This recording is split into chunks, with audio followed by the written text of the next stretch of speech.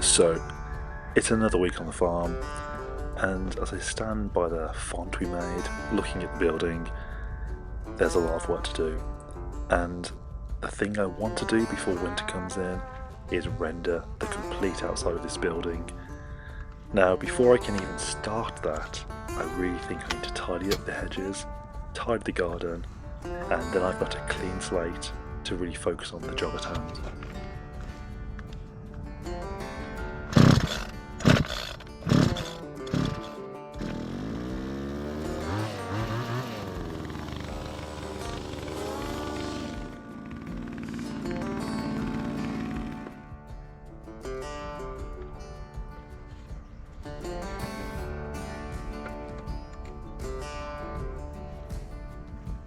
So this cat, so cute. She follows me all over the farm, and if you watch our videos close enough, you'll see her in probably most shots. She's just there in the background now, walking around to the back of the cow shed to no doubt cause some drama. But this hedge, wow, it's quite overgrown, so let's see if this hedge trimmer can cut through and give us a nice sort of manicured look.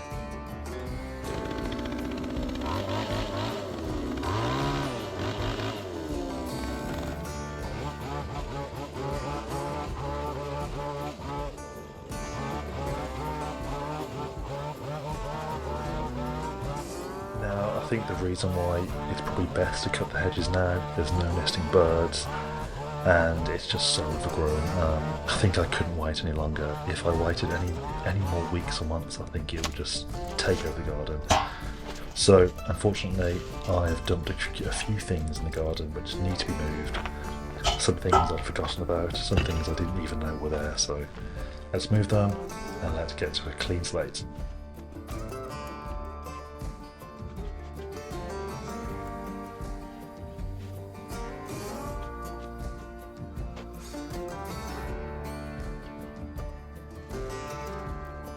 Now, this trimmer, I knew it was there, but I had sort of forgotten about it. Now, this is broken. It was given to me as a broken tool. After having a look at it, I think it's just the carburetor that needs some attention, so hopefully we can get that operational, and that could be my go-to tool to get around all the trees, the sort of short, wispy grass that doesn't need much, but we don't want to damage the trees. Now, this was our makeshift sort of barrier because the garden's all fenced, but this part of the garden allows for the dogs just to go anywhere, and sometimes you don't want them going anywhere. But yeah, back to the hedge trimming, and it's starting to take some sort of shape. The height, it's tall in some places, short in other places, so I'm trying to marry that up with the contour of the land, and hopefully it's starting to look a lot neater. Now, the part I'm not so good at, the cleanup, but today it's all about the cleanup.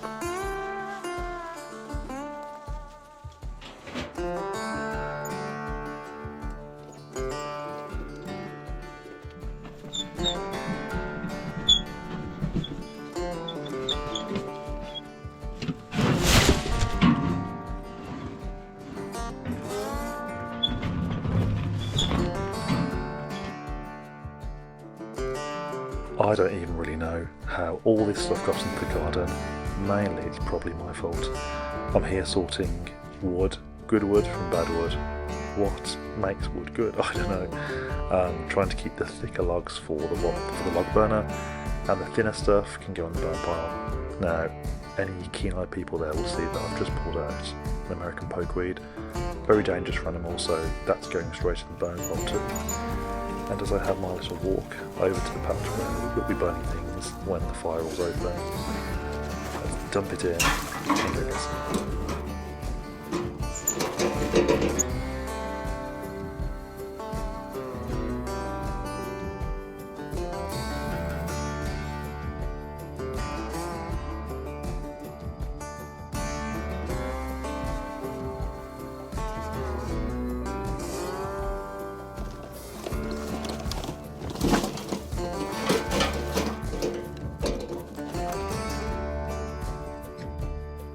Well, that's a bit neater.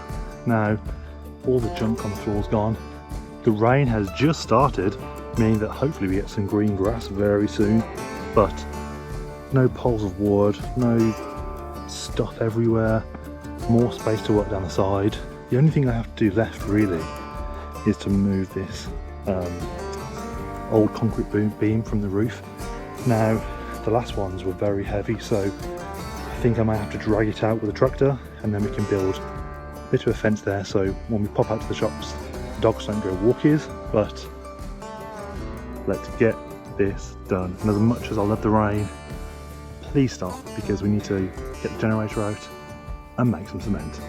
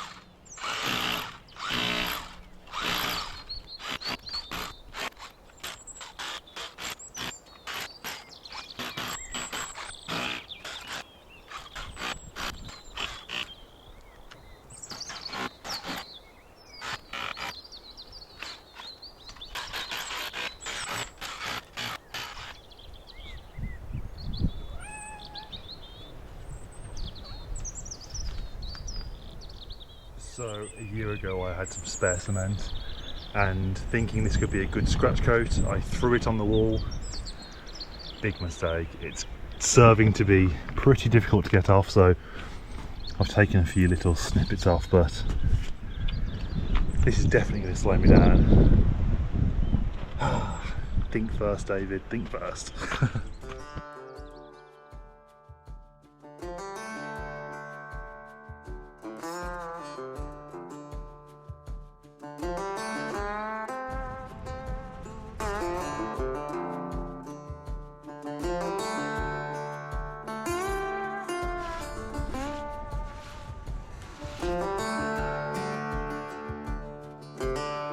Now this really was a boring job. Stones flying everywhere, dust everywhere. The machine was eating through batteries, so I was constantly charging and changing batteries. And it just wasn't a pleasant job. The machine is quite heavy, so holding it above your head, and yeah, it just wasn't great. But after it was all done, had a little clean up, and then I think we can actually think about rendering very soon.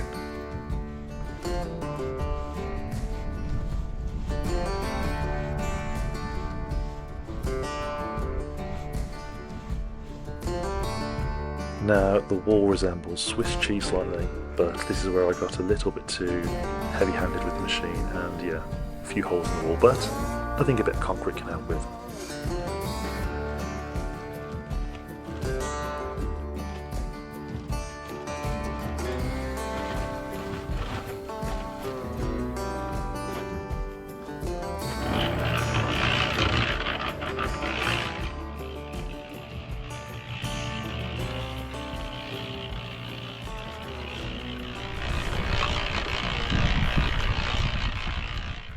Now this is the secret, a little bit of hydrated lime.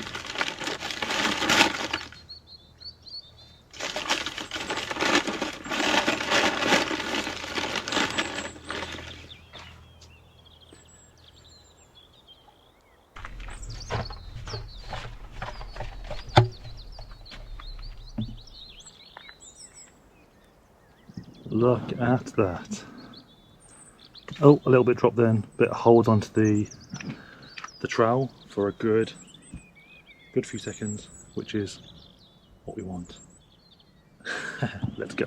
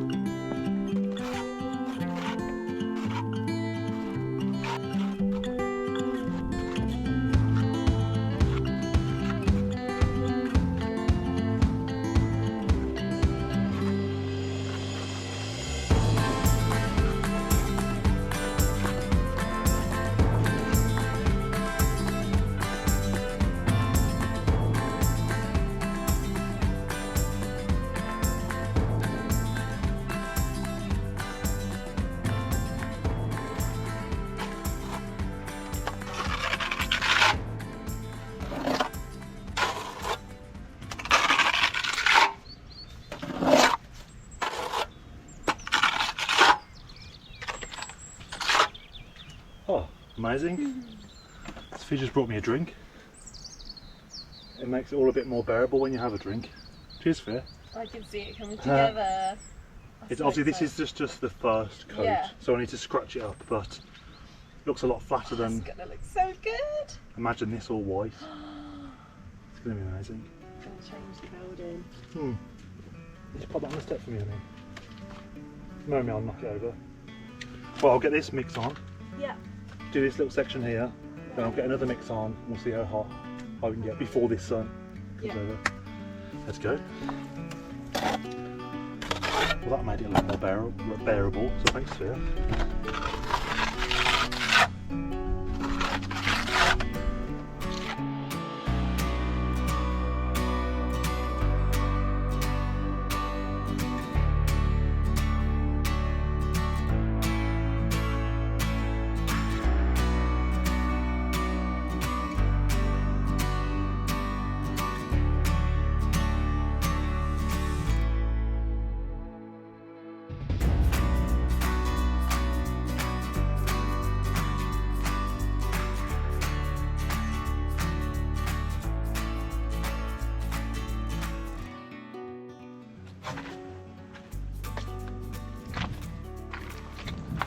So the first bit of render is on the wall, and with the last little bits and bobs of cement, I even filled these pieces where I turned the wall into Swiss cheese. Now it's time to do my favourite part.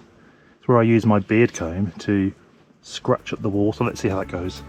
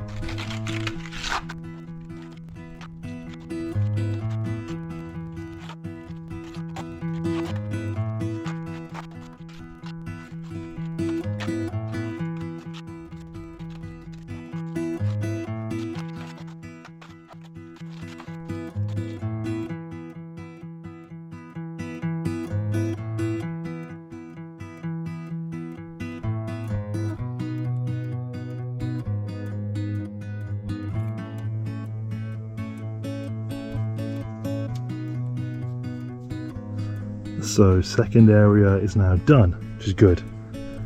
And as you can see, the sun is starting to come down. So whereas the shadow was over here, now it's all the way about here. So although I'll be in the sun, the building won't have sun hitting it till about 2 PM maybe. So we have a few more hours. So I think, I wasn't going to, but I think I may do this section here. One more mix and do this section, and maybe if there's any left over under the door. And then that's about maybe a third of the building, so that's not too bad for 3 days work, or 2 days work.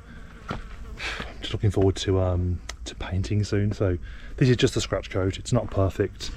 It's all been scratched up just so the next layer adheres nicely. And yeah, let's get this cement mixer on and do one more mix, and that'll probably be the video. Let's go.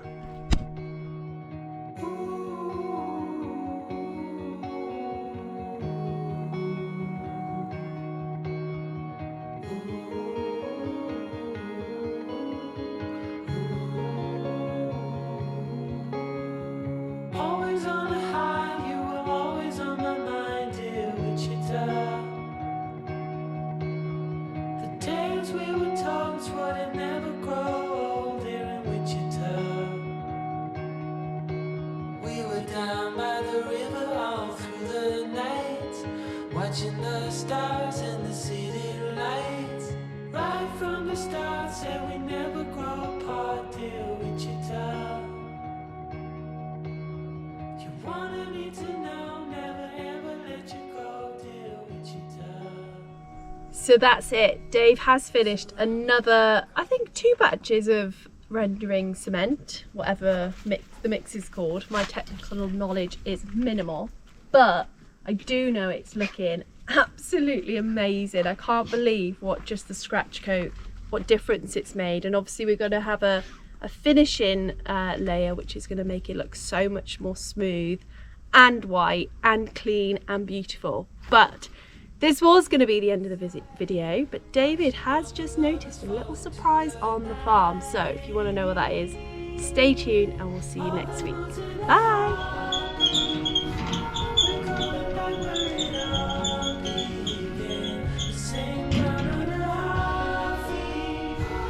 Starts to shake with you all weekend.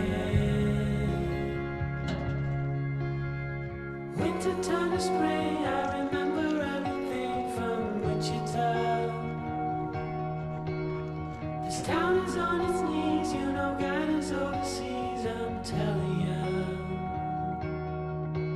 Oh, it's more to this than what you see. You know this town's got the best of me. Are we sure it's the last time? Sure that this is the last time.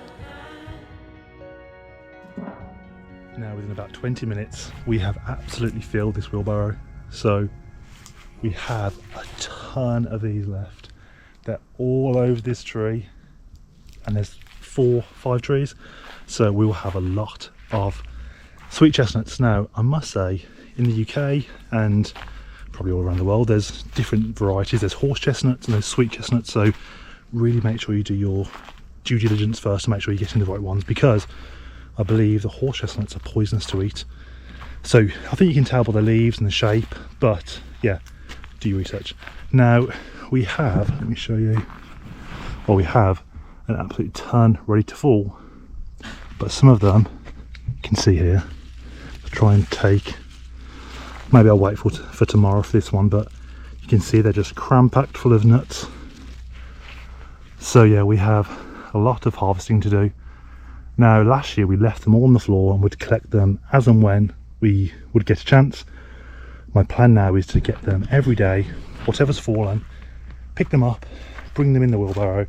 Some may be from last year, some may be too small, some may be not fully ripe, but we can pick the good ones from the crop, and then what's left, these husks, we can maybe think about, see if it burns in the log burner, or see if we can turn it into mulch. So yeah, if you have any ideas what to do with those, please let us know. But I'm going to harvest some of these now, and then I'll pass it over to Sophia.